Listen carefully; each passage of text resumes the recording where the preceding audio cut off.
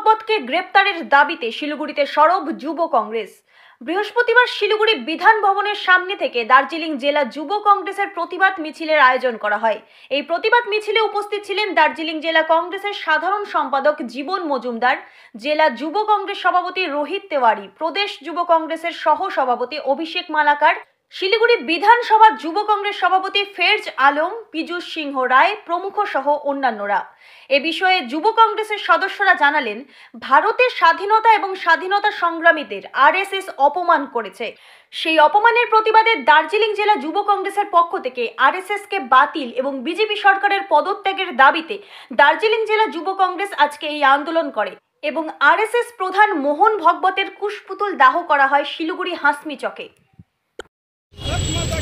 আজ কি নিয়ে এই প্রতিবাদ ছিল? আজকে আমাদের এই প্রতিবাদ মিছিল যে আপনারা প্রত্যেকেই জানেন যে বিগত কয়েকদিন আগে আরএসএসের প্রধান মোহন ভাগবত ভারতবর্ষের স্বাধীনতা আন্দোলনে যারা শহীদ হয়েছিলেন, ভারতবর্ষের স্বাধীনতা আন্দোলনে সেই সমস্ত বীর সৈনিক যাদের আত্মবলিদানে দেশ স্বাধীন হয়েছিল, সেই সমস্ত বিপ্লবীদের নিয়ে মোহন ভাগবত যে অবমাননাকর বক্তব্য করেছেন, যে অবমাননাকর বক্তব্য রেখেছেন, এটা শুধু স্বাধীনতা সংগ্রামীদের অপমান নয়, সেটা আপামর ভারতবাসীর অপমান।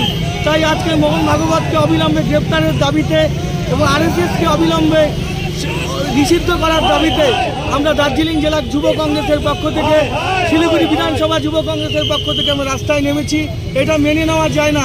এটা ভারতবর্ষের স্বাধীনতা আন্দোলনে সেই বীর সৈনিকদের অপমান, মানে এটা আপামর ভারতবাসীর অপমান, যাদের আত্মবলিদানে আর দেশ স্বাধীন হয়েছিল 1947 সালে। সেই স্বাধীনতা সংগ্রামীদের, সেই ভারত মাতাকে অপমান করছে বিজেপি সরকার, এই আরএসএস মোহন ভাগবত।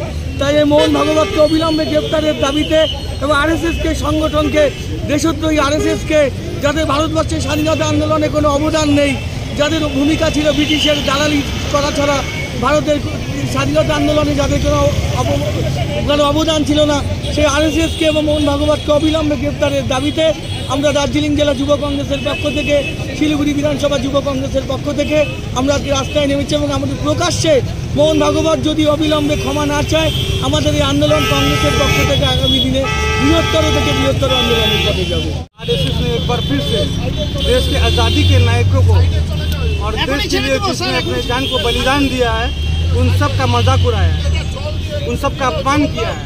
बीजेपी के आरएसएस के चीफ का कहना है कि देश को आज़ादी 15 अगस्त 1947 को नहीं, बल्कि राम मंदिर के प्राण प्रतिष्ठान के दिन मिली है। बीजेपी के आरएसएस के प्रमुख मोहन भागवत का ये बयान सीधे सीधे लाखों स्वतंत्रता सेनानियों का अपमान है, जिन्होंने अपनी जान की त्याग देके, जिन्होंने जान की बलिदानी देके देश को आज़ाद कराया। आरएसएस के प्रमुख मोहन भागवत का यह बयान भगवान श्री राम का मजाक है। एक झूठ के तुलना पे भगवान श्री राम का तुलना किया जा रहा है एक झूठ के साथ। ऐसे देश विरोधी बयान देने वाले आरएसएस के प्रमुख को जेल करना चाहिए, इनके ऊपर में देशद्रोही का कार्रवाई करना चाहिए और जल्द से जल्द इनको सलाखों के पीछे डाला जाए। हमारी पूरी युवा कांग्रेस की मांग है कि मोहन भागवत को जल्द से जल्द जेल के पीछे डाली जाए। आज आप लोगों का कार्यक्रम किया था, यहाँ से पैदल आप लोग चलते गए, विरोध प्रदर्शन किया, उसके बाद हम लोग विरोध प्रदर्शन, हमारा बस एक ही मकसद है, आरएसएस की जो चीफ है उनको जल्द से जल्द जेल की जाए।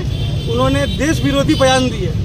आरएसएस एक ऐसा संगठन है जो स्टार्टिंग से हमेशा से अंग्रेजों का साथ दिया, अंग्रेजों का गुलाम का ये संगठन है। इस संगठन को बैंड किया जाए। आपका नाम? मेरा नाम फैज आलम, शिलिगुड़ी विधानसभा युवा